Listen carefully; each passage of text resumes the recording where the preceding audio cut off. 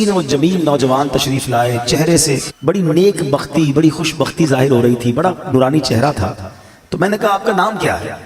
تو اس نوجوان نے کہا کہ میرا نام رومان ہے اور میں اللہ کریم کے ملائکہ میں سے ایک فرشتہ ہوں۔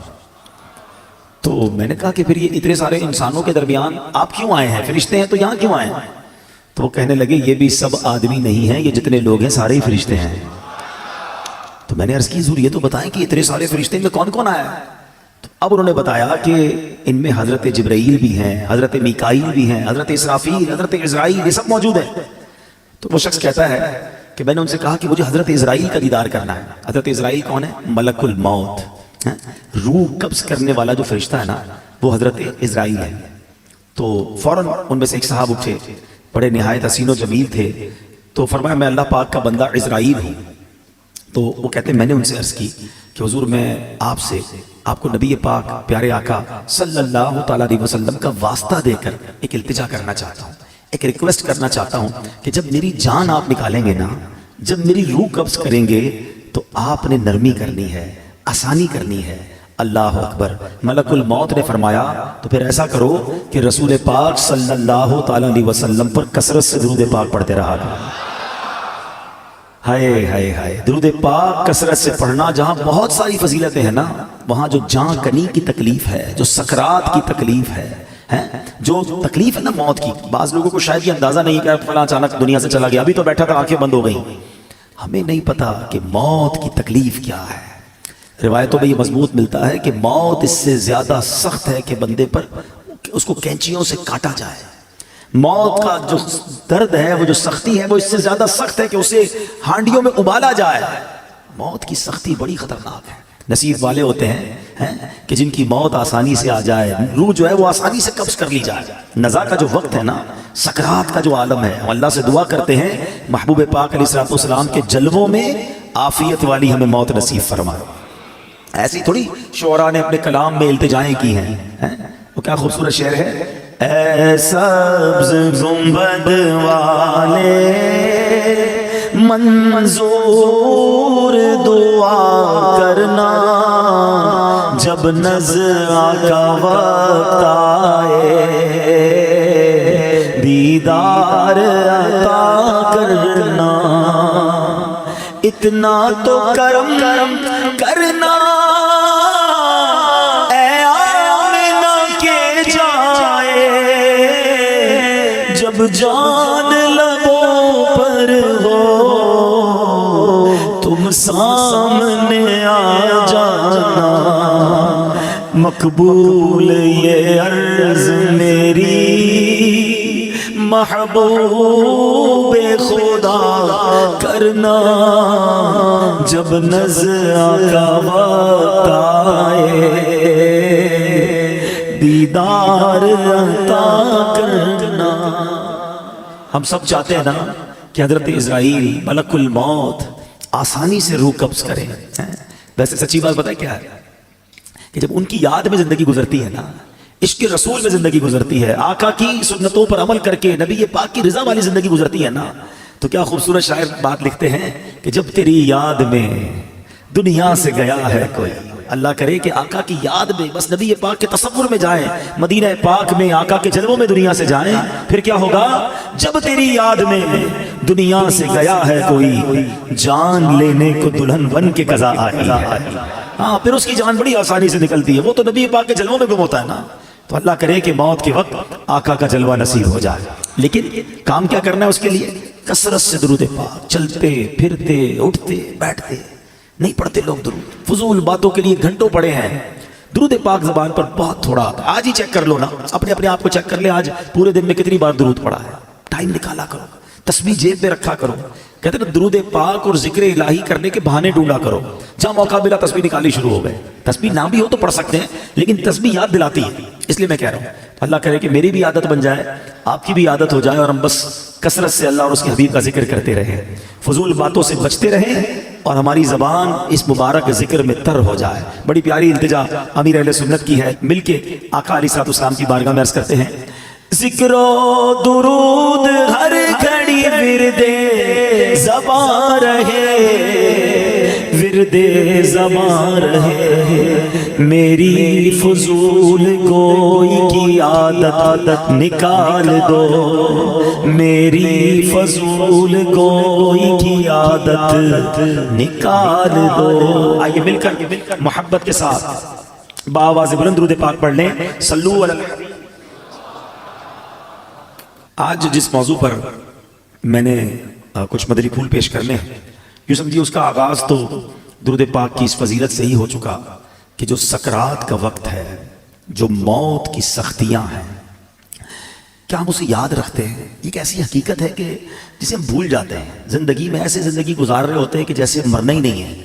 تو آج اسی حقیقت پر کچھ مدنی پھول پیش کروں گا۔ اللہ کرے کہ فکر آخرت اور آخری جو سفر ہے اس کی تیاری کا ہمارا ذہن بن جائے۔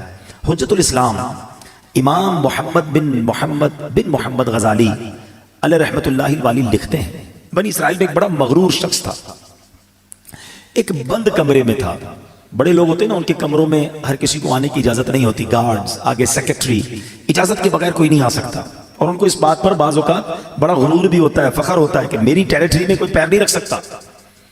اچانک کمرے میں ایک شخص داخل ہوا، اس مغرور شخص نے زور سے چلا کر کہا، کون ہو؟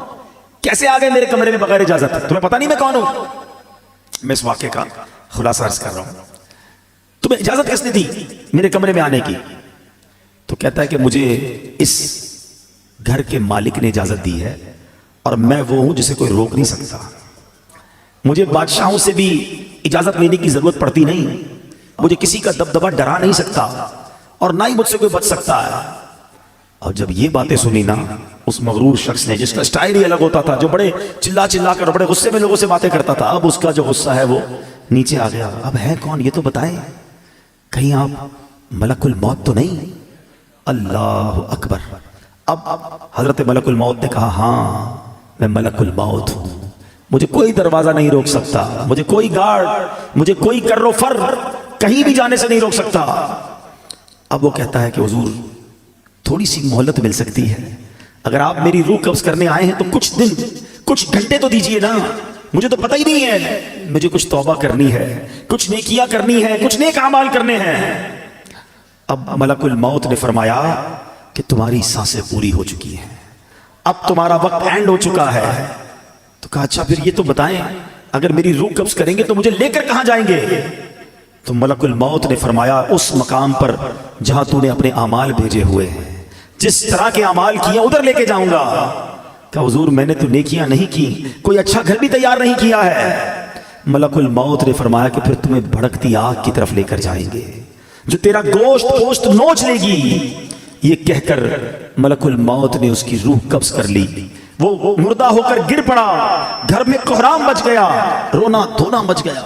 اس واقعے کے جو راوی ہیں حضرت یزید رکاشی رحمت اللہ تعالی فرماتے ہیں، اگر ان سوگواروں کو اس کے برے انجام کا پتہ چل جاتا تو اس سے زیادہ رونا دھونا مچاتے۔ اب میرے پیارے اسلام میں سوچئے، یہ ہمارے ساتھ بھی تو ہونا ہے نا، کبھی دفتر میں بیٹھے ہوں گے، کبھی گھر میں لیٹے ہوں گے، پتہ نہیں کبھی کہاں ہوں گے، اور اچانک ملک الموت آ جائیں گے اور ہماری روح قبض کر لی جائے گی، کوئی چانس نہیں ملے گا۔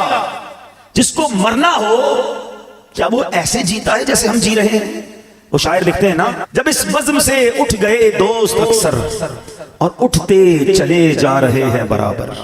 ذرا غور تو کیجئے نا، آپ کے رشتہ داروں میں سے کتنے لوگ چلے گئے، آپ کے پڑوسیوں میں سے کتنے لوگ چلے گئے، ارے آپ کی عمر کے دوستوں میں سے کتنے لوگ چلے گئے۔ بلکہ میں تو ان لوگوں کو بھی جانتا ہوں کہ جن کی عمر مجھ سے کم تھی، وہ بھی دنیا سے چلے گئے۔ دھڑا دھڑ لوگ جا رہے ہیں۔ جب اس بزم سے اٹھ گئے دوست اکثر اور اٹھتے چلے جا رہے ہیں برابر، یہ ہر وقت پیش نظر جب ہے منظر، یہاں پر تیرا دل بہلتا ہے کیوں کر، جگہ جی لگانے کی دنیا نہیں ہے، یہ عبرت کی جا ہے تماشا نہیں۔ ہم کیوں نہیں سوچتے کہ ہمیں مرنا ہے؟ ہم کیوں نہیں سوچتے کہ ہمیں دنیا سے جانا ہے اور ادھر جانا ہے، اور ادھر کی ہم تیاری نہیں کرتے؟ حضرت عبداللہ ابن مسعود رضی اللہ عنہ فرماتے ہیں، السعید من وعد بغیرہ، یعنی سعادت مند وہ ہے جو دوسروں سے نصیحت حاصل کرے۔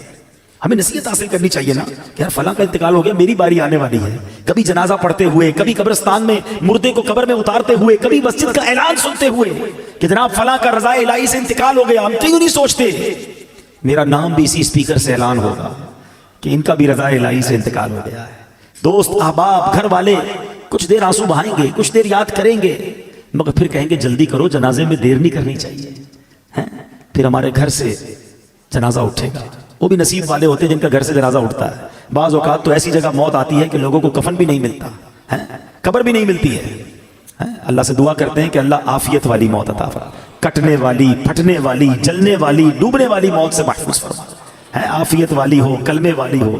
اللہ قریب ہے نا، میرے رب سے تو مانگ سکتے ہیں نا، ہم اللہ سے مانگتے ہیں کہ مولا ہمیں زندگی بھی شان والی عطا فرما، موت بھی شان والی عطا فرما، ایمان والی عطا فرما، کلمے والی عطا فرما، عبرت والی موت نہ دینا مالک، کہ مرنے کے بعد لوگ کہیں کہ دیکھو باتیں تو بڑی بڑی کرتا تھا، اس کی موت کیسی ہوئی ہے۔ اللہ ایسی موت سے ہم سب کو محفوظ فرمائے، برے خاتمے سے بچائے۔ خدایا برے خاتمے سے بچانا، خدایا برے خاتمے سے بچانا، پڑھوں کلمہ جب نکلے دم یا الہی، پڑھوں کلمہ جب نکلے دم یا الہی۔ آج کل تو لوگ قبرستان میں جا کے ہنسی مذاق کر رہے ہوتے ہیں، قبرستان میں جا کر موبائل فون پہ کاروبار چل رہا ہوتا ہے، ادھر میت دفنائی جا رہی ہے، ادھر آپس میں دوست کل کی پلاننگ کر رہے ہوتے ہیں۔ قبرستان عبرت کی جگہ ہے، قبرستان میں ہنسنے والوں کا کیا حال ہوتا ہے، آؤ میں آپ کو ایک واقعہ سناتا ہوں۔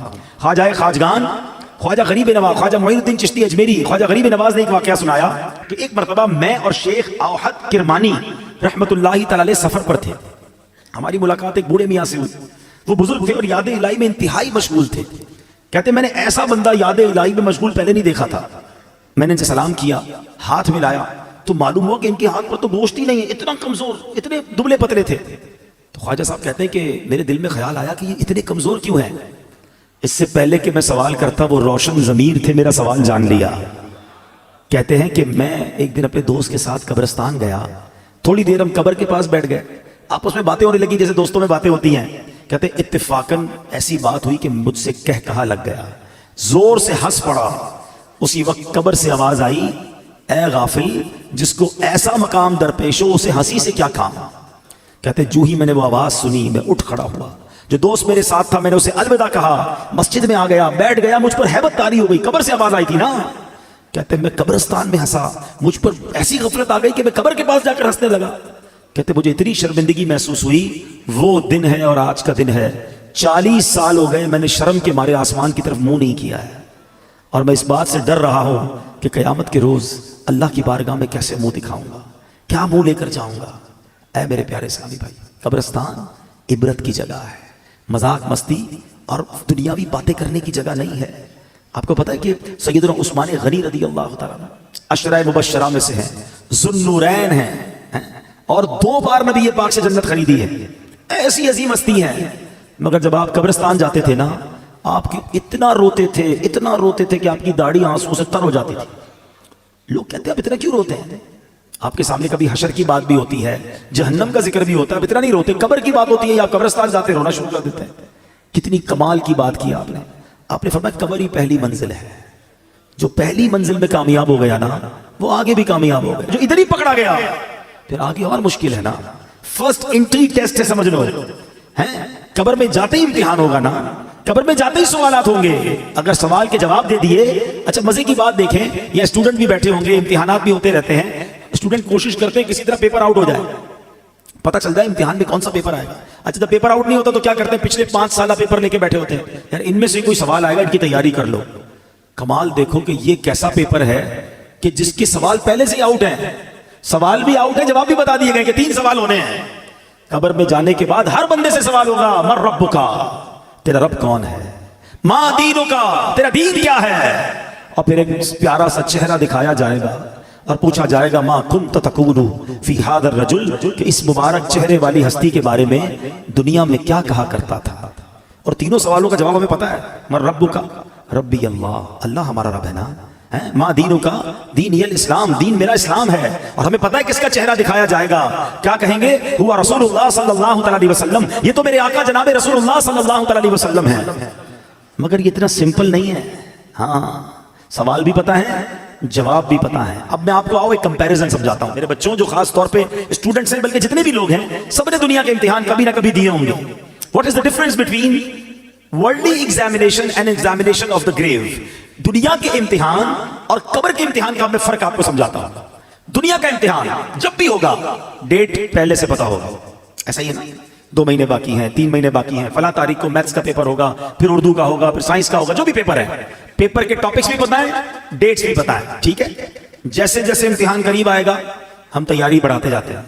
کل صبح پیپر ہے، رات نیند نہیں آتی. ایسا ہی ہے. سیکنڈ، دنیا کا پیپر جب بھی دے دے، آپ پیپر دیتے رزلٹ کچھ دنوں بعد یا کچھ مہینوں بعد آتا ہے. ٹھیک ہے. تیسری بات، پیپر میں فیل ہو گئے، ایک چانس ملتا ہے. کیا کہتے ہیں اس کو؟ سپلیمنٹری پیپر یا ضمنی امتحان ہے کہ چلو یار فیل ہو گئے، دوبارہ دے دو. اچھا اس میں بھی فیل ہو گئے، پھر کیا ہوگا؟ میکسیمم کیا ہو جائے گا؟ 1 سال اور پڑھنا پڑے گا نا. 8ویں کا امتحان دیا، پاس نہیں ہوئے، چلو بھائی 8ویں دوبارہ پڑھ لو، 9ویں دوبارہ پڑھ لو.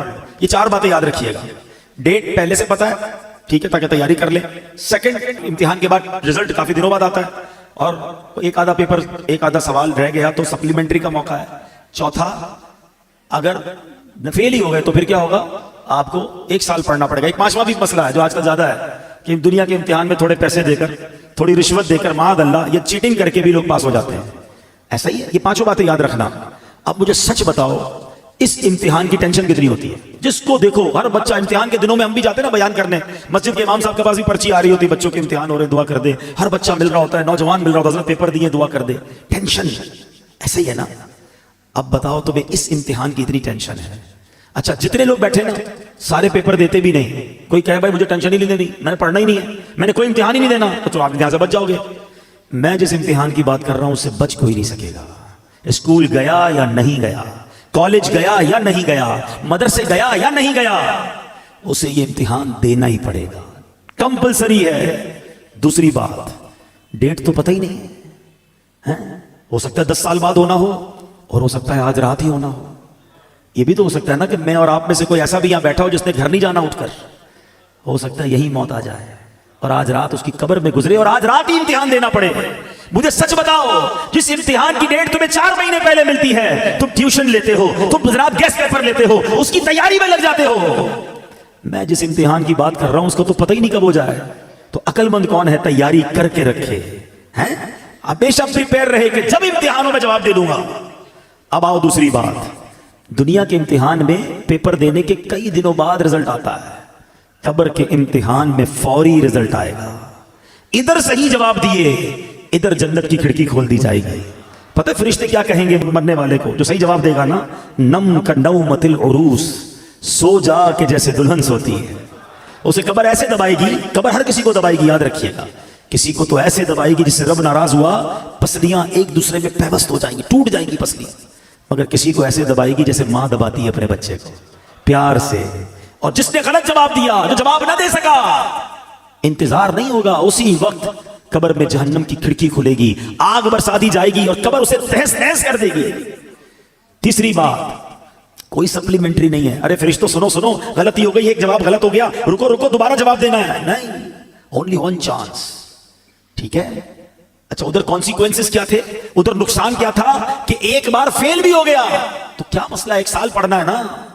ادھر فیل ہو گئے تو اب قیامت تک مار پڑنی ہے. اب تو رب ناراض ہو گیا نا. اب تو سانپ ہیں، بچھو ہیں. کیوں نہ روئے عثمان غنی رضی اللہ تعالیٰ عنہ، خدا کی قسم اس سے مشکل امتحان کوئی اور نہیں ہے. مگر عقل تو دیکھو ہماری کہ دنیا کے امتحان، دنیا کے انٹرویو، دنیا کی آڈٹ رپورٹ، دنیا کے ٹیکس رپورٹ، ارے کوئی ہم سے رپورٹ مانگے گھبراہٹ شروع ہو جاتی ہے.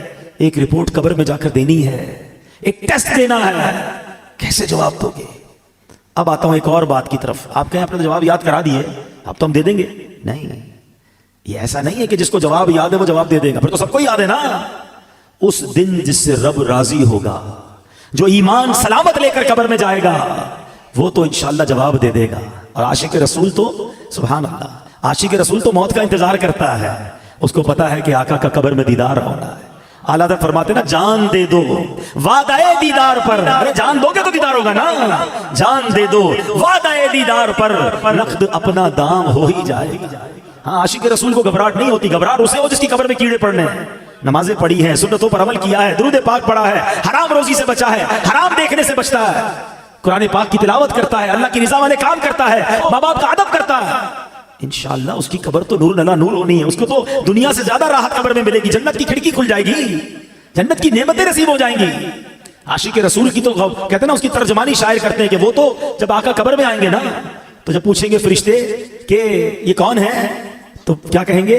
میرا دین و ایمان فرشتے جو پوچھیں تمہاری جانب اشارہ کروں میں تمہاری جانب اشارہ کروں۔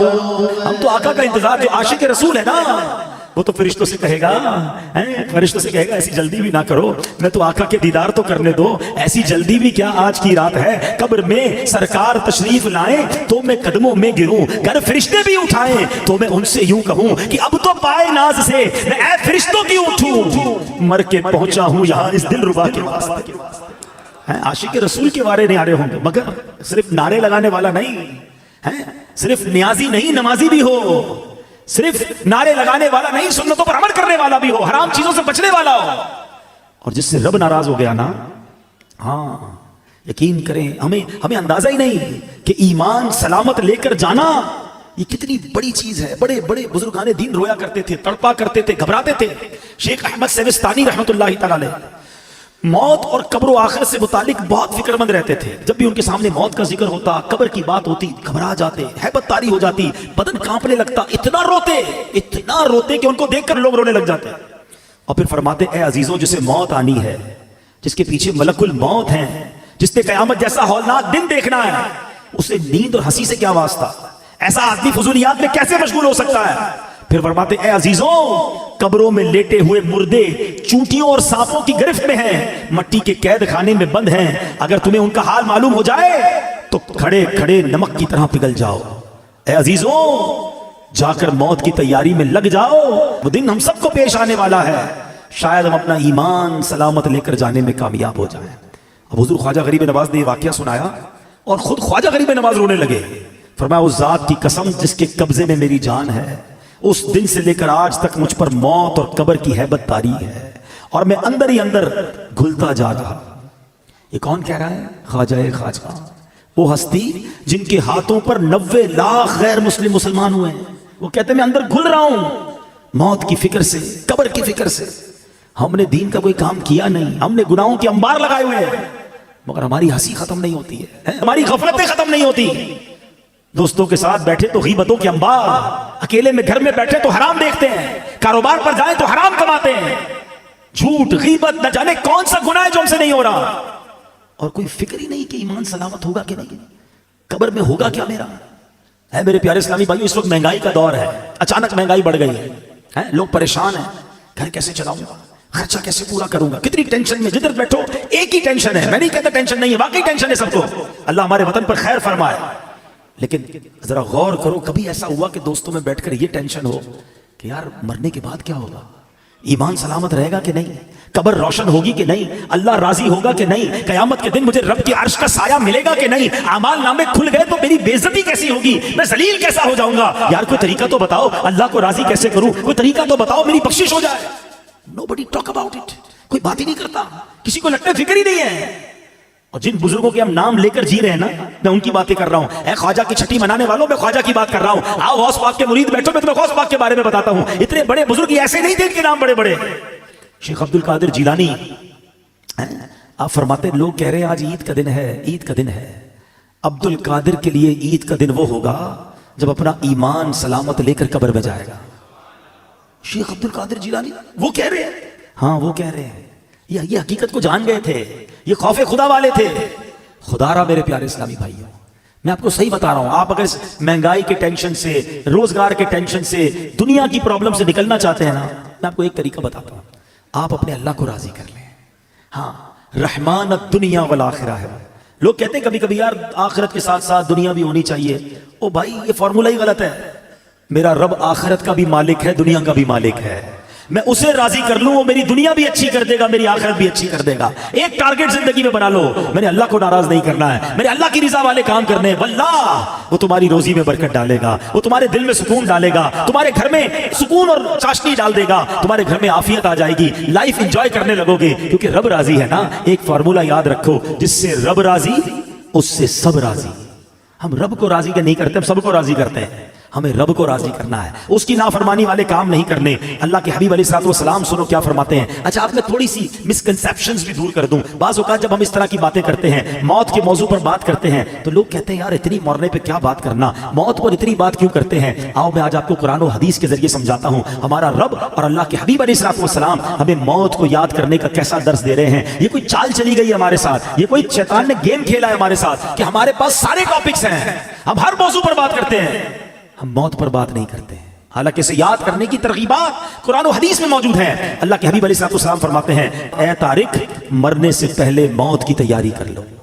آقا نصیحت فرماتے تھے موت کی تیاری کرنی ہے نا, تو کیا تیاری کرنی ہے؟ قبر کے لیے فرنیچر بنانا ہے, ایئر کنڈیشن لگوانا ہے قبر میں, پنکھا ونکھا لگانا ہے, یا ریشمی کوئی سلک کا مہنگا والا کفن سلوانا ہے؟ کیا لے کر جائیں گے قبر میں؟ کچھ بھی نہیں. کبھی کفن میں جیب دیکھا ہے؟ قبر میں تجوری دیکھی ہے؟ جس مال کے لیے ہم دوڑے پھر رہے ہیں, مارے پھر رہے ہیں, روز گنتے ہیں جیب میں کتنے, گھر میں کتنے, بینک میں کتنے, اتنا ہے بے وفا مال. پتا ہے آپ کو جس دن ہمارا انتقال ہوگا نا, جو بینک کے پیسے ہیں گھر میں پڑے وہ تو سب چلے گئے نا, وہ تو ہمارے رہیں گے نہیں, رشتہ داروں کے ہو جائیں گے. میرے جیب میں بھی جو پیسے ہوں گے نا وہ بھی نکال لیے جائیں گے کہ اب یہ میت کا نہیں ہے, یہ ورثاء کا مال ہے. ارے ایک تھوڑے روپے تو لے جانے دو, کچھ نہیں لے جا سکو گے, ایک ایک روپیہ چلا جائے گا. میں بڑی گہری بات کرنے جا رہا ہوں. میں نے ایک جملہ ایک جگہ سنا تھا, میں بھول نہیں پاتا. بڑی کمال کی بات ہے, بڑی گہری بات, اللہ کرے آپ سمجھ جاؤ.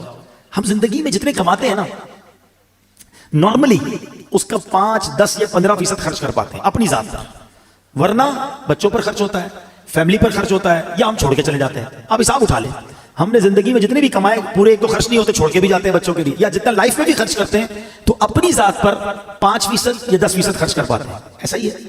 وہ جملہ یہ ہے کہ کمانے 100 ہیں, خرچ اپنے اوپر 5 کرنے ہیں اور جواب بھی 100 کا دینا ہے. بات بڑی گہری ہے. جو حرام کماتا ہے نا, جو جھوٹ بول کر, ملاوٹ کر کے, سود کا کاروبار کر کے, رشوت کر کے, چوریاں کر کے, ڈاکے کر کے, کر لو جمع, شاید 5-10% سے زیادہ خرچ نہیں کر سکو گے, مگر جب اللہ کی بارگاہ میں جاؤ گے نا تو پورے 100% کا جواب تمہیں دینا پڑے گا. بچے مزے کریں گے جن کے لیے تم چھوڑ کر آئے, بلکہ وہ قیامت کے دن اللہ کو یہی کہیں گے یا اللہ ہمیں کیا پتا ہمارے باپ نے حرام جمع کیا تھا, مار ہمیں پڑے گی اگر ہم نے حرام کمایا ہوگا. اتنا بے وفا مال, اور اس مال کے لیے میں دوڑی جا رہا ہوں, یہ نہیں سوچ رہا کہ قبر میں تو مال نہیں جانا. تو اے میرے پیارے اسلامی بھائیوں, آقا کی اس حدیث سے سبق لو کہ موت سے پہلے موت کی تیاری کرو. تیاری کیا ہے کہ یا تو یہ مال اگر ہے تو یہ مال آگے بھیجو, صدقہ و خیرات کر کے آگے جمع کرا. ایک صحابی رسول آئے, عرض کرتے ہیں حضور مجھے آخرت اور موت سے محبت نہیں, گھبراہٹ ہوتی ہے, اس کا ذکر کرنے میں مجھے مزہ نہیں آتا, دل نہیں لگتا آخرت کی بات کرنے میں. شاید ہم سارے ایسے ہی ہیں, جب بھی موت اور قبر کی بات کرو گھبراہٹ شروع ہو جاتی ہے. کیا شاندار جواب دیا نبی پاک نے. حدیث پاک کا خلاصہ پیش کر رہا ہوں. فرمایا بندے کا دل ادھر لگتا ہے جدھر اس کا مال ہو, تم اپنا مال آگے بھیج دو, تمہارا دل بھی آخرت میں لگنا شروع ہو جائے گا. میں اس کو ایگزامپل کے ذریعے سمجھاتا ہوں. کراچی میں رہتے ہیں, ٹھیک ہے, ایک بندے نے اپنے پیسے بھجوا دیے لاہور, وہاں دکان لے لی, فیکٹری لگا لی, گھر لگا لیا. اب زیادہ دل کہاں لگے گا؟ لاہور. جب دیکھو لاہور جائے گا, کیوں؟ پیسے ادھر ہیں, انویسٹمنٹ ادھر ہے, لوگوں نے پیسے دبئی میں لگائے ہوئے ہیں, دبئی جاتے رہتے ہیں کیونکہ مال ادھر ہے, دل بھی ادھر ہے, واپس بھی نہیں آتے. کیا شاندار جواب دیا, عقل مندوں کے لیے کمال جواب ہے یہ. اگر آخرت میں دل لگانا ہے نا تو بندہ کہ میرے پیسے ادھر ہیں بھائی, میں نے اپنا مال اللہ کی راہ میں صدقہ کیا ہوا, محل تیار ہے, مسجد بنا دی ہے اللہ کے کرم سے, کیونکہ حدیث پاک کا خلاصہ ہے جو اللہ کے لیے مسجد بناتا ہے اللہ اس کے لیے جنت میں گھر بناتا ہے. خوش نصیب ہے وہ لوگ جو مسجد بناتے ہیں یا مسجد میں حصہ ملاتے ہیں. کچھ نہ کچھ پیسے آگے بھجوایا کرو, یہ اگلا اکاؤنٹ ہے ہمارا, جاتے کہیں نہیں ہے, ادھر سے نکل کر اس اکاؤنٹ میں جا رہے ہیں جدھر زیادہ گزارنی ہے زندگی. تو آقا نے کیا خوب بات فرمائی کہ اگر آخرت میں دل لگانا ہے نا تو اپنا مال ادھر بھیج دے, کیونکہ بندے کا دل مال کے ساتھ ہوتا ہے, جب مال ادھر ہوگا تیرا دل بھی ادھر ہی لگ جائے گا. تو یہ موت کی تیاری کا ایک طریقہ ہے. اچھے اعمال کرے اور آگے اپنے اعمال بھیجے, نیکیاں بھیجے, تو انشاءاللہ اس کی تیاری اچھی ہو جائے گی. اللہ کریم قرآن مجید فرقان حمید میں فرماتا ہے وَاتَّقُوا يَوْمًا تُرْجَعُونَ فِيهِ إِلَى اللَّهِ, اور ڈرو اس دن سے جس میں اللہ کی طرف پھرو گے. ایک قول کے مطابق اس آیت کریمہ کا معنی یہ ہے، اے ایمان والو ڈرو اس دن سے جب تم اس دنیا کو چھوڑ کر سفر آخرت پر روانہ ہو جاؤ گے۔ اے میرے پیارے اسلامی بھائیوں، اللہ کریم قرآن مجید میں فرماتا ہے وَلَا تَنْسَ نَصِيبَكَ مِنَ الدُّنْيَا، اور دنیا میں اپنا حصہ نہ بھول۔ اب کون سا حصہ ہے ہمارا دنیا میں؟ سنیں اس آیت کی تفسیر میں علماء نے فرمایا اس سے مراد کفن ہے، یعنی دنیا میں ہمارا حصہ کتنا ہے؟ بس کفن لے کر جانا ہے اور کچھ لے کر نہیں جانا ہے۔ اور اتنی تیاری ہے دنیا سجانے کی، چھوٹا گھر بڑا ہو جائے، بڑا گھر اور بڑا ہو جائے، چھوٹا کاروبار بڑا ہو جائے۔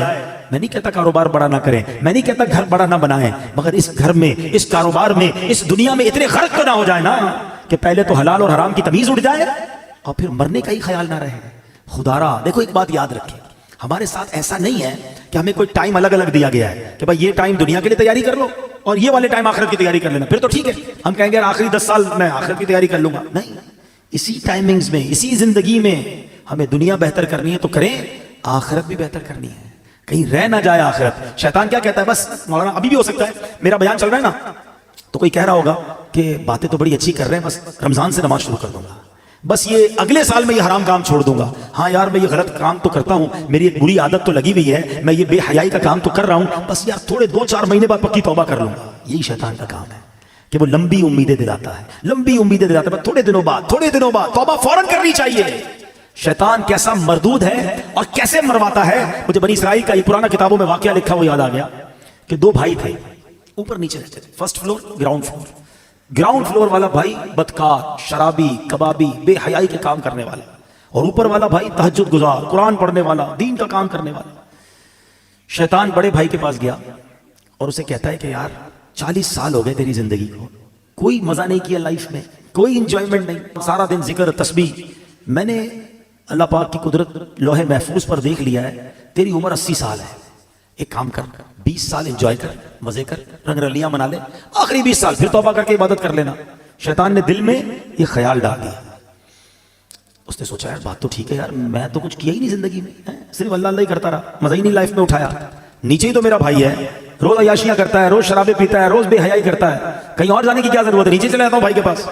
اللہ کی کرنی دیکھو کہ جو نیچے والا بھائی تھا اس کے دل میں خیال آیا کہ یار کب تک گناہ کرے گا، اتنی شرابیں، اتنی بے حیائیاں، اتنی بدکاریاں، مرنا نہیں تجھے، توبہ کر۔ دل میں خیال آیا، کہتا ہے ایک میرا بھائی ہے اوپر، جب دیکھو عبادت ریاضت، چلو کہیں اور نہیں جاتا، اپنے نیک بھائی کے پاس جاتا ہوں، اس کے پاس جا کے اللہ سے معافی مانگتا ہوں۔ اللہ کی کرنی دیکھیں، یہ گناہ گار اپنے کمرے سے نکلتا ہے اوپر جانے کے لیے، اور وہ نیک اپنے کمرے سے نکلتا ہے نیچے آنے کے لیے۔ جب وہ سیڑھی پہ آتا ہے نا اوپر والا، اس کا پیر پھسلتا ہے، لڑکتا ہوا نیچے والے بھائی پہ گرتا ہے، دونوں بھائی نیچے گرتے ہیں، دونوں کا انتقال ہو جاتا ہے۔ اب پتہ ہے فیصلہ کیا ہوتا ہے؟ اوپر والا گناہ کے لیے چل پڑا تھا، نافرمانی کے لیے چل پڑا تھا، فرمایا اس کی نیکیاں برباد کر دی جاتی ہیں، اور یہ گناہ گار توبہ کے لیے چل پڑا تھا، اللہ سے دوستی کرنے چل پڑا تھا، شرمندگی تھی دل میں، فرمایا یہ چلنا جو ہے اس کا اللہ کی بارگاہ میں ایسا قبول ہوا، اس کے سارے گناہ معاف کر دیے جاتے ہیں۔ ہائے ہائے ہائے، یہ ہے میرے رب کی رحمت۔ ہم کتنے ہی گناہ گار کیوں نہ ہو، چل تو پڑو یار، توبہ کے راستے پہ چل پڑو نا، اسے راضی کرنے کے راستے پہ چل پڑو یار۔ کب تک سوچتے رہیں گے، کب تک نمازیں قضا کرتے رہیں گے، کب تک جھوٹ بولتے رہیں گے، کب تک حرام کماتے رہو گے، کب تک ماں باپ کو ستاتے رہو گے، کب تک جوا کھیلتے رہیں گے، کب تک شراب اور بے حیائی کے کام کرتے رہو گے۔ اے میرے اسلامی بھائیو، بڑا قریب ہے، یقین کرو بڑا قریب ہے، ہم واقعی گناہ گار ہیں۔ کبھی کبھی جب اپنے گناہوں پہ نظر جاتی ہے نا تو بڑا شرم آتی ہے، بنے گا کیا، اتنی بے حیائی ہے اور ایسی بے غیرتی ہے کہ دنیا دیکھے تو گناہ نہیں کرتے، رب دیکھ رہا ہوتا ہے، اکیلے میں ہم گناہ کر جاتے ہیں۔ یہ خیال کیوں نہیں آتا کہ اللہ دیکھ رہا ہے؟ یہ خیال کیوں نہیں آتا کہ مجھے مر کر اللہ کی بارگاہ میں جانا ہے؟ لوگوں نے کیا بگاڑنا ہے میرا؟ یہی بات تو اعلیٰ حضرت نے سمجھائی ہے نا کہ جس نے سزا دینی ہے اس کے گناہ کرتے ہوئے شرم نہیں آتی، لوگ دیکھتے اس کی شرم آتی ہے۔ فرماتے ہیں نا، چھپ کے لوگوں سے کیے جس کے گناہ، چھپ کے لوگوں سے کیے جس کے گناہ، وہ خبردار ہے کیا ہونا، وہ تو خبردار ہے، اسے تو پتا ہے، مگر دلاسا پتا دل کو کیا ملتا ہے کہ وہ رب رحیم ہے، وہ رحمان ہے، وہ معاف کرنے والا، بس ہم آ جائیں اس کی طرف، انتظار نہ کرو۔ شیطان کہتا ہے بڑا رحم والا مولا ہے، توبہ کر لیں گے بعد میں، یہی شیطان کا وار ہے تم پر کہ وہ نہیں کرنے دیتا توبہ۔ آج کر لو، ابھی کر لو، آج تو ویسے بھی جمعرات کی رات ہے، آج تو ویسے ہی مانگنے کی رات ہے، اور جب اجتماع مسلمین ہونا اس کی برکتیں ہوتی ہیں۔ ہمیں کیا پتہ یہاں اللہ کا کون سا ولی بیٹھا ہے، آج دعا ہوگی، کس کی آمین کا ہاتھ اٹھے گا اور کس کے ساتھ ہماری بھی توبہ قبول ہو جائے گی۔ تو بس اب میرے اسلام بھائی چل پڑو، بس اب ہمت کر جاؤ، بہت ہو گئی گناہ، بڑی ہو گئی نافرمانیاں، اسے راضی کرنا ہے اور توبہ کر لو۔ اور اس کی توبہ اتنی کمال کی، اس کی بارگاہ میں رحمت اتنی بڑی ہے کہ توبہ کرنے والے سے وہ بڑا خوش ہوتا ہے، سارے پچھلے گناہ معاف کر دیتا ہے۔ حدیث پاک میں ہے التائب من الذنب کمن لا ذنب لہ، گناہوں سے توبہ کرنے والا ایسا ہے جیسا اس نے گناہ کیا ہی نہیں۔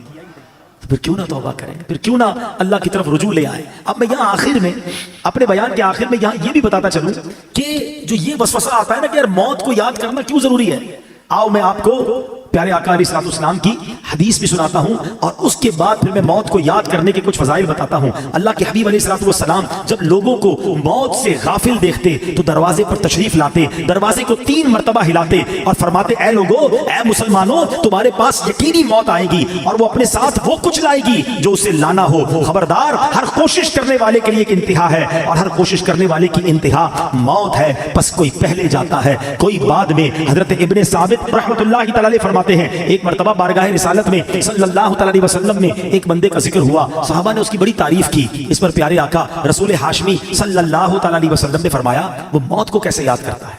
ایک بندے کی تعریف کی گئی، آپ نے اگین کوسچن کیا یہ تو بتاؤ وہ موت کو کیسے یاد کرتا ہے۔ عرض کی گئی حضور اسے کبھی موت کا ذکر کرتے ہوئے سنا نہیں گیا۔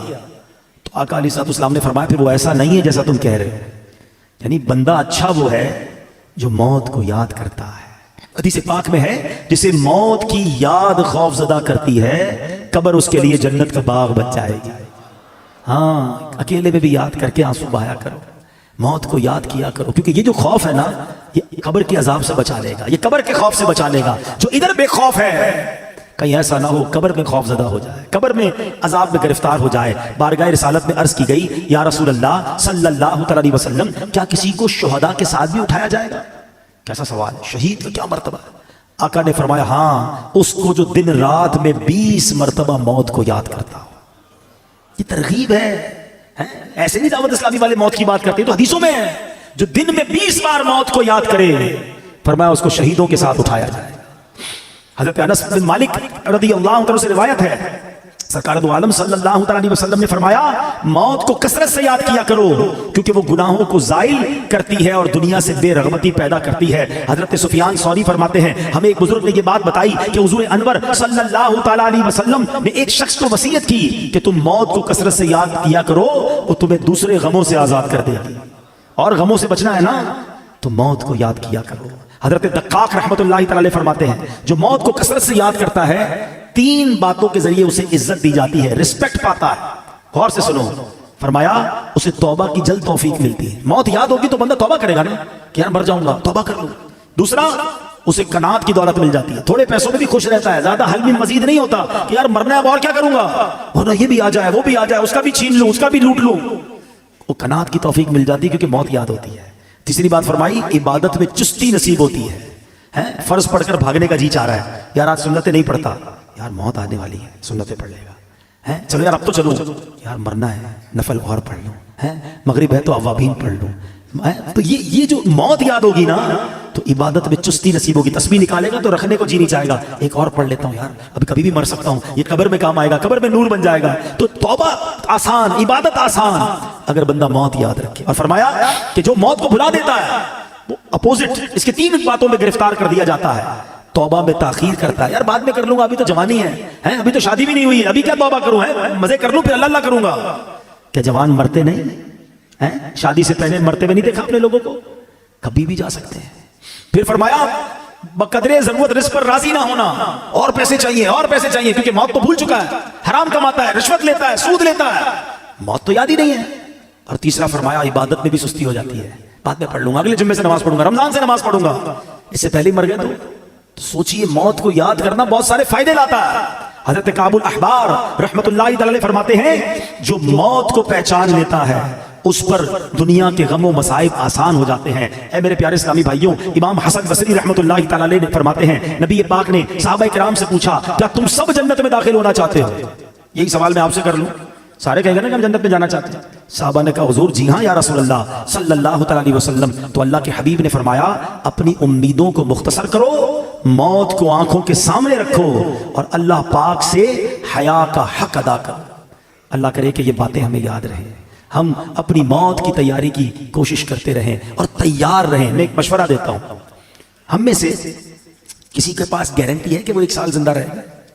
1 مہینہ، اچھا 1 دن، آج صبح تک کوئی زندہ رہے گا اس کی ہاتھ اٹھا دے۔ آگاہ اپنی موت سے کوئی بشر نہیں، سامان 100 برس کا ہے، پل کی خبر نہیں۔ اس کا مطلب ہمیں پتہ ہی نہیں کب مر جائیں، آج بھی مر سکتے ہیں نا، تیاری کب کرو گے؟ تیار رہنا پڑے گا۔ یعنی میں روزانہ ایسے جیوں کہ آج مر جاؤں پھر بھی اللہ راضی ہوگا، قبر جنت کا باغ بنے، ایسی لائف گزارنی ہے۔ تو ایسی لائف گزارنے کے لیے ہمیں اپنے شیڈول کو، اپنے لائف سٹائل کو بدلنا پڑے گا نا۔ ویسے بھی کراچی کے حالات ہمارے سامنے ہیں، ہمارے سامنے آئے دن کوئی حادثہ ہوتا ہے، خبر آتی ہے، ویڈیو آتی ہے کہ نوجوان دنیا سے چلا گیا۔ اللہ ہماری حفاظت فرمائے، ہماری جان، مال، عزت، آبرو، آل اور اولاد سب کی حفاظت فرمائے۔ لیکن ڈاکوؤں سے بچ گئے، چوروں سے بچ گئے، مرنا پھر بھی ہے، ہاں موت سے نہیں بچ سکتے۔ تیاری کر لو نا، تو آؤ مل کر آخرت کی تیاری کرتے ہیں۔ یقین کریں دعوت اسلامی سے بہت ساری وجوہات کی وجہ سے پیار ہے، مگر ایک پیار کی وجہ یہ بھی ہے کہ یار یہ کمال کا ماحول ہے، ہمیں پکڑ پکڑ کر آخرت کی یاد دلاتا ہے۔ ہم غافل ہو جاتے ہیں، کبھی رائٹ ہو جاتے ہیں، کبھی لیفٹ ہو جاتے ہیں، یہ پھر ہمیں ٹریک پہ لاتا ہے کہ کدھر جا رہے ہو؟ جنت کا راستہ تو یہ ہے، اللہ کی رضا کا راستہ یہ ہے، ایمان سلامت لے کر قبر میں جانے والا راستہ یہ۔ پکڑ لو اس ماحول کو، چھوڑا نہ کرو۔ یہ اسلائی میں نظر آتے ہیں کچھ لوگ آگے پیچھے ہو جاتے ہیں، یا یہ پھر آئیں گے، پھر درس دیں گے، پھر مسجد میں لے جائیں گے۔ کدھر لے جا رہے ہیں تمہیں؟ تمہارے رب کے پاس لے جا رہے ہیں۔ اگر یہ کہتے ہیں مدنی قافلوں میں چلو، تو کیا قافلے میں جا کر آپ ہمارے امیر قافلوں کو 5-5 ہزار کا لفافہ دیتے ہو؟ اس کا کیا فائدہ ہے؟ وہ اس لیے بلاتا ہے کہ 3 دن آؤ، اللہ کے گھر میں رہ کے رب کو راضی کر لو، قبر کی تیاری کر لو، قبر روشن کر لو، ان کا شکریہ ادا کیا کرو، ان سے بھاگا نہ کرو۔ یہ تم سے محبت کرتے ہیں، یہ تمہیں بلاتے اس لیے ہیں کہ آؤ ہم مل کر اپنی آخرت روشن کر لیں۔ دنیا تو گزر ہی جانی ہے، 50 60 70 سال ختم ہونے والی۔ یار ہم میں سے کئیوں کے بال سفید ہو گئے، کتنا جیئیں گے یار؟ اب تو مرنے والے ہیں، پتہ نہیں کب دنیا سے چلے جائیں گے۔ تو ادھر کی تیاری کر لو، ادھر مار نہ پڑے، ادھر کچھ بھی نہیں کر سکیں گے اگر سانپ اور بچھو قبر میں آ گئے۔ ارے آج تو ایک کیڑا ادھر آ جائے ہماری چیخ نکل جاتی ہے، ابھی لائٹیں بند ہو جائے تو ہم گھبرانا شروع کر دیں گے۔ قبر میں کیا ہوگا اگر اللہ ناراض ہو گیا؟ ان دعوت اسلامی والوں کا ساتھ دو، آیا کرو اجتماع میں، جایا کرو مدنی قافلے میں، درس ہو تو بیٹھ جایا کرو، نماز پڑھو تو نفل بھی پڑھ لیا کرو، تھوڑا قرآن بھی پڑھ لیا کرو، دور نہ جاؤ مسجدوں سے۔ اللہ بڑا کریم ہے، وہ رحیم ہے، گناہ گار ہے، وہ بخش دے گا، لیکن بس دوستی رکھو، اللہ کے دوستوں سے دوستی رکھو۔